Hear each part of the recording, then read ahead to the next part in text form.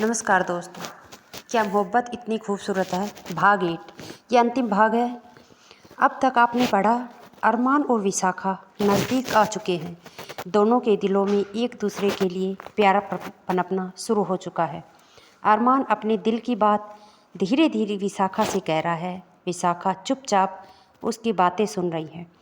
विशाखा अपना जरा सिर ऊपर उठाना। अरमान के कहने पर जब विशाखा अपना सिर ऊपर करती है तो उसको अरमान उसके सिर के नीचे अपनी बाजू कर देता है। विशाखा अपना सिर उसकी बाजू पर रख देती है। अरमान विशाखा से कहता है, विशाखा जी, कल मैं बिजनेस मीटिंग के लिए कनाडा जा रहा हूँ। मेरा बड़ा मन है कि तुम भी मेरे साथ चलो, लेकिन मेरी बुकिंग पहले से है। इतनी जल्दी तुम्हारी टिकट कन्फर्म नहीं हो सकती। कोई बात नहीं, आप जल्दी आ जाइए, यही तो प्रॉब्लम है। शायद मुझे वहाँ पर हफ्ता 10 दिन लग सकते हैं। काफ़ी बड़ी बिजनेस डील है। कोई बात नहीं, 10 दिन तो ऐसे ही निकल जाएंगे। तब तक मैं दादी माँ के पास रहूँगी, उनकी सेवा करूँगी। वह तो ठीक है, मगर मेरा तुमको छोड़कर जाने का मन नहीं करता। आंखों में प्यार भरते हुए अरमान बोला। कुछ देर के लिए अरमान और विशाखा दोनों चुप हो गए। फिर थोड़ी देर बाद अरमान बोला, सुनो, तुम ऐसा करना, मेरे बाद अपनी शॉपिंग पूरी कर लेना। जब विशाखा की तरफ से कोई जवाब नहीं आया तो अरमान विशाखा की तरफ देखने लगा। उसने देखा तब तक विशाखा सो चुकी थी। वह उसे देखकर मुस्कुराने लगा। फिर अरमान ने भी अपनी आंखें सोने के लिए बंद कर लीं। उसका महबूब उसकी बाहों में था। उसकी आंखों में नींद कहाँ थी। विशाखा अरमान की बाजू पर सिर रखकर सो गई, मगर अरमान अपनी मीटिंग के बारे में सोचता रहा। उसे जाना बहुत मुश्किल लग रहा था। वह सोच रहा था कि वो विशाखा को कैसे साथ लेके जा सकता है, मगर उसे कोई रास्ता नज़र नहीं आया। ऐसे सोचते सोचते सुबह के 7 बज गए। उसे हॉस्पिटल में कमरे के बाहर तान्या भाभी और भैया की आवाज़ सुनाई दी। उसने विशाखा को उठाने की कोशिश की, मगर वह गहरी नींद में थी। फिर उसने उसके गाल पर धीरे से थपथपाया दिया तो विशाखा की आंख खुली।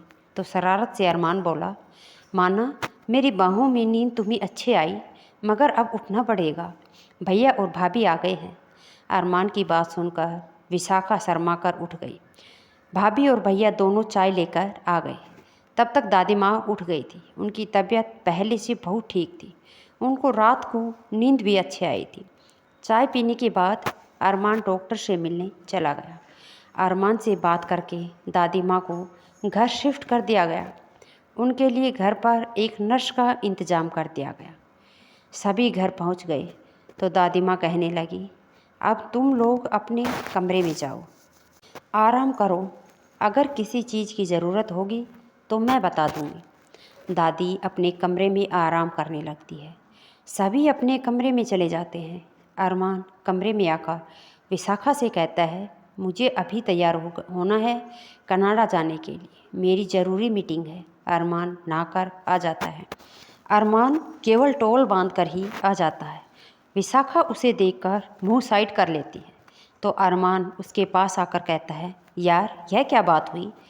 तुमने तो अपना मुंह साइड पर कर लिया। मैं इतना बुरा दिखता हूँ? नहीं नहीं, वह तो। विशाखा खड़ी होकर कोई बात नहीं आने पर इधर उधर देखने लगती है।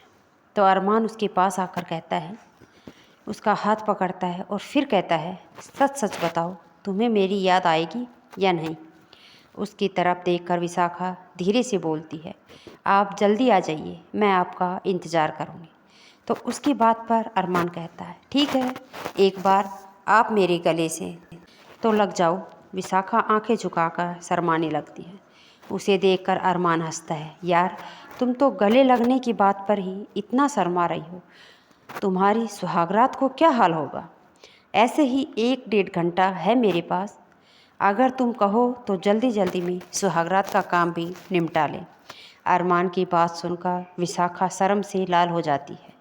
उसकी दिल की धड़कन बढ़ जाती है। उसके गालों से सेक निकलने लगता है। उसके सामने खड़ा अरमान ज़ोर ज़ोर से हंसता है।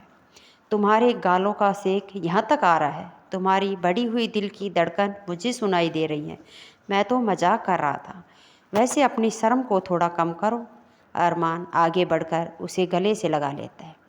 विशाखा उसके सीने में अपना मुंह छुपा लेती है, फिर बोलती है, मेरा भी आपके बिना मन नहीं लगेगा, जल्दी आ जाना। अरमान उसका चेहरा अपने हाथों में लेता हुआ कहता है, मेरे लिए जाना कितना मुश्किल हो रहा है, तुम सोच नहीं सकती।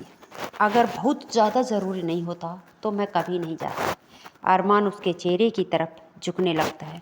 विशाखा अपनी नज़रें झुका लेती है। उसकी आंखों में हाँ पड़कर अब अरमान उसके होठों के पास पहुंच जाता है कि उसका फ़ोन बजने लगता है। अरमान फ़ोन पर बात करने के बाद तैयार हो जाता है। अरमान तैयार होकर दादी माँ के पास आता है। अरमान, दादी माँ, मैं कनाडा के लिए निकल रहा हूँ। मेरी ज़रूरी मीटिंग है, बिजनेस मीटिंग है, वहाँ पर मुझे शायद कुछ दिन लग जाएंगे। आप अपना ख्याल रखिएगा। दादी माँ, ऐसे कैसे? तुम अकेले जा सकते हो? कल तो तुम्हारी शादी हुई है। 2 दिन से तुम दोनों हॉस्पिटल में थे, अब तुम कनाडा जा रहे हो। विशाखा, कोई बात नहीं दादी माँ, बहुत ज़रूरी काम है, ये जल्द ही वापस आ जाएंगे। तब तक मैं आपके पास रहूँगी ना, आपकी सेवा करूँगी। हम दोनों बहुत अच्छा टाइम गुजारेंगे। दादी माँ गुस्से से, तुम्हारी शादी मेरे साथ थोड़ी ना हुई है, मैं तुम्हें नहीं झेल सकती। अरमान, मुझसे बुरा कोई ना होगा अगर तुम विशाखा को साथ ना लेकर गए। अरमान, दादी माँ, मेरी टिकट पहले से कन्फर्म है, मेरे साथ की टिकट नहीं मिल सकती और वहाँ पर जाने के लिए वीज़ा भी चाहिए। दादी माँ, अगर तुम्हारे साथ की टिकट नहीं मिल सकती तो यह तुम्हारे बाद वाली फ़्लाइट में आ जाएगी। यह कोई अनपढ़ तो नहीं है जो गुम हो जाएगी। आज की पढ़ी लिखी लड़की है, मुझे लगता है विशाखा के पास वीज़ा भी होगा। अरमान, विशाखा, क्या तुम्हारे पास वीज़ा है? विशाखा, हाँ, मेरा 10 साल का वीज़ा लगा हुआ है। तभी अरमान किसी को फ़ोन मिलाता है और कहता है, कल की कनाडा की किसी भी फ़्लाइट की जो टिकट मिल सकती है उसे चाहिए। अरमान की बात सुनकर दादी खुश हो जाती है। वो उसके लिए अगले दिन की फ़्लाइट की टिकट का इंतज़ाम करता है। उसे अगले दिन रात की फ़्लाइट की टिकट मिल जाती है। जब अरमान तैयार होकर एयरपोर्ट के लिए जाने लगता है तो उसकी मॉम कहती है कि जाओ विशाखा, तुम अरमान को छोड़ आओ। वे दोनों ही एयरपोर्ट के लिए निकल जाते हैं। जाते हुए अरमान विशाखा से पूछता है, मुझे याद करोगी? बिल्कुल करूँगी। वैसे इन 2 दिनों में तुम्हें मेरी आदत तो पड़ ही गई होगी। विशाखा उसकी तरफ देखते हुए, बिल्कुल, वैसे मैंने सोचा नहीं था आपके बारे में। मतलब? आपको याद है आपने उस पंडित जी के सामने कैसे जवाब दिया था? मुझे तो लगा था कि आप मुझे सारी ज़िंदगी अपना नहीं पाएंगे। सॉरी यार, बस मुझे तब तुम खास अच्छी नहीं लगी थी। अब क्या करूं? तब हम अच्छे से मिले नहीं थे ना। अब जब आप मिले हैं तो तुमने ऐसे कब्जा जमा लिया है, अब तो तुम्हें छोड़कर ही नहीं जाया जाता। वैसे पंडित जी ने हमें मुसीबत के बारे में भी कहा था, और क्या आनी है अब हम पर मुसीबत। पंडित जी ने कहा था कि मुझ पर मुसीबत आएगी और तुम उसे अपने ऊपर ले लोगी। मेरी दादी माँ बीमार हुई और तुम्हें मुझसे शादी करके करनी पड़ी और वह ठीक हो गई, मुसीबत ख़त्म हो गई। क्या सच में अब सब ठीक हो जाएगा? मुसीबतों की बात छोड़ो जान, मुझसे प्यार की बात करो तुम। अरमान एक साइड पर गाड़ी ले जाता है। गाड़ी ले जाता हुआ बोला, अरे आपने गाड़ी क्यों रोक ली साइड पर? अरमान आंखों में शरारत भरकर उसके चेहरे की तरफ झुकने लगा। विशाखा उसको रोकते हुए, आपको लेट नहीं हो रहा? अभी थोड़ा टाइम है। अरमान अपना एक हाथ विशाखा के सर के पीछे लगा लिया और दूसरा उसके गले में डाल दिया। थोड़ी देर के लिए दोनों एक दूसरे में खो गए। थोड़ी देर बाद जब अरमान ने उसे छोड़ा, विशाखा शर्मा रही थी। अरमान उससे बोला, अब शर्माना छोड़ो, 10 मिनट है मेरे पास, प्यार कर लो मुझसे। विशाखा भी उसके सीने से लग गई। मेरी भी तो कल रात को फ़्लाइट है। हाँ, मैं अभी निकलूँगा तो कितना लंबा रास्ता हो जाता है, 10-12 घंटे का सफ़र तो है। जाते ही मेरी मीटिंग होगी और तुम भी परसों शाम तक पहुंच जाओगी। अब मैं भी 2 दिन निकाल लूँ, चार्ज तो कर दो मुझे। विशाखा ने आगे बढ़कर अरमान की गाल पर किस कर लिया। अरे यार, गालों पर नहीं, इन होठों पर किस करूं। कल जब आऊँगी फिर, तब किस से काम नहीं चलेगा। थोड़ी किस से थोड़े ही काम चलेगा, और भी बहुत कुछ करना होगा। विशाखा अरमान को मारते हुए, बेशरम हैं आप। अब इसमें बेशर्मी वाली कौन सी बात है। जो करना है वह तो करना ही है। वैसे भी वाइफ हो तो मेरा पूरा हक है तुझ पर। रात भर मेरी बाहों में चैन से सोई थी, उसका हिसाब तो लेना है। अगर मैं कल आऊँगी ना, कैसे नहीं आओगे यार, मेरा प्यार खींच कर लाएगा तुम्हें। और हाँ, अब वहाँ पर तुम्हारे लिए एक सेक्सी सी नाइट ड्रेस लेकर रखूँगा, जिसकी कोई डोरी ना हो। ऐसे ही दोनों एक दूसरे से प्यार जताते चले गए। विशाखा अरमान को छोड़कर अकेले ही वापस आ गई। विशाखा का वापस आकर बिल्कुल मन नहीं लग रहा था। अरमान उसके प्यार में पूरी तरह डूब चुका था। उसे कनाडा जाने के लिए शॉपिंग भी करनी थी। उसकी शादी तो इतनी जल्दबाजी में हुई थी कि वही पुराने कपड़ों में घूम रही थी।